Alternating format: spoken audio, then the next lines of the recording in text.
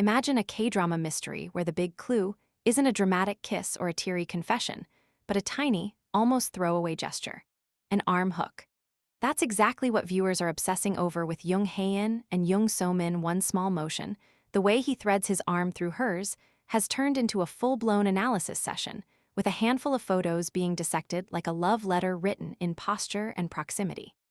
The theory people keep circling back to is this. Is he quietly stepping back, letting her steer the physical dynamic, and in that subtle shift, showing just how important she is to him? Usually, in pictures with other female co-stars, Hae-in fits right into that classic leading man mold. He stands a touch ahead, offers his arm like a support bar, and the actress rests lightly against him, visual shorthand for "I'm your safe place." But when So-min is beside him, fans swear they see the roles reverse. He's the one reaching into her space, looping his arm through hers, almost like he's drawing closer rather than standing guard. In nonverbal communication, the person who initiates a gentle, intimate touch is often the one seeking closeness, while the one who accepts it is signaling comfort and trust. For fans who live for these blink-and-you-miss-it moments, that subtle reversal feels like his soft spot slipping out where cameras can catch it. The backdrop makes it even juicier. These aren't cozy family snapshots or playful behind-the-scenes selfies. They're public appearances where both are standing as professionals, as equals, yet the way they pose leans more toward a couple's photo shoot than a sunbi, dancing, or sibling vibe. In many Asian cultures, and especially in South Korea, men are often taught to project strength and leadership in public settings.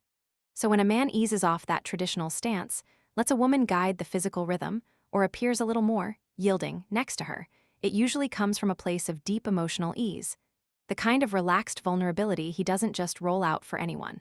What really keeps fans hooked is that it doesn't feel like a single lucky frame. With other actresses, Hae-in consistently shows up as the sturdy presence, the one subtly framing and protecting.